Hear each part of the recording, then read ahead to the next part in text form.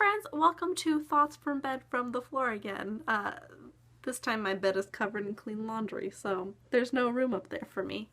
I want to take this opportunity to kind of talk about some things that have been happening. I think that obviously with the Orlando shooting that there has been kind of a global grieving, and just with a lot of other things too that are closer to home for me, there's been grieving, and I've just been reminded of the fragility of life and how it's so fleeting.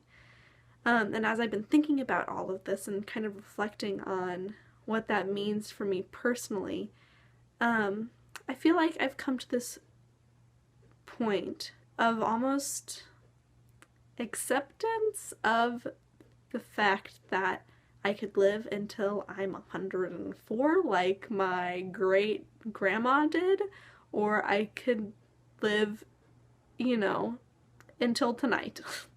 That I could die on my way to dinner tonight.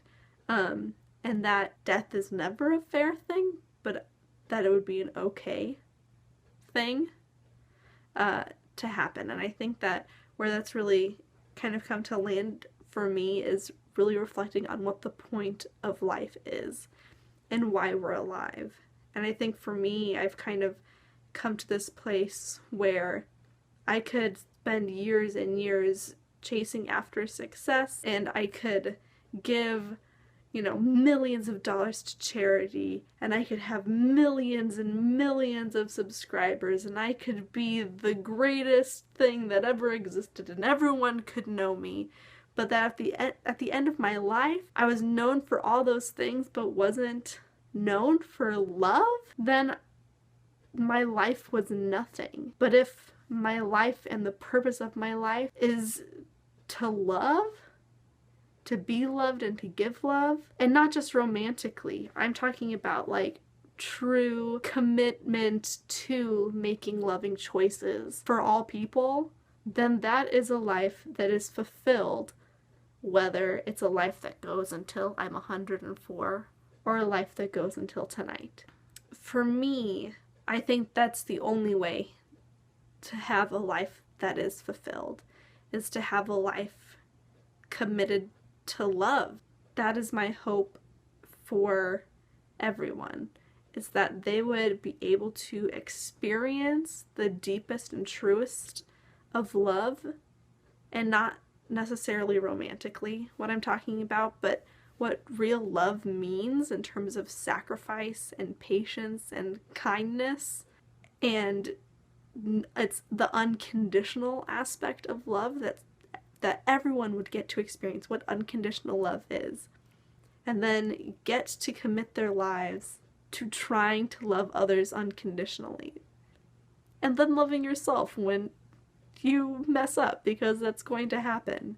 And I think that truly knowing love is the only thing that can instantly fulfill a life, that can make any life, whether it's a long life or a short life, fully lived, is that love and having it, and then because you have it, being able to give it.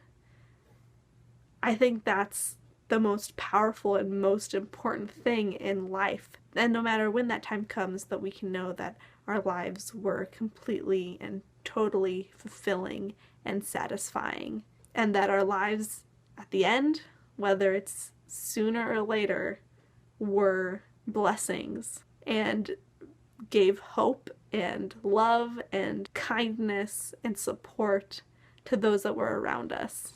And anyway, that's just what I've been thinking about. I want to know what your thoughts are. What do you think leads to a fulfilling life? What do you think makes a short life worth living? What makes it worth living for you? For me, it's love.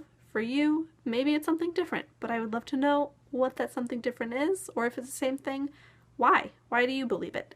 And I hope you guys have a really great rest of your day, and I will see you all very soon.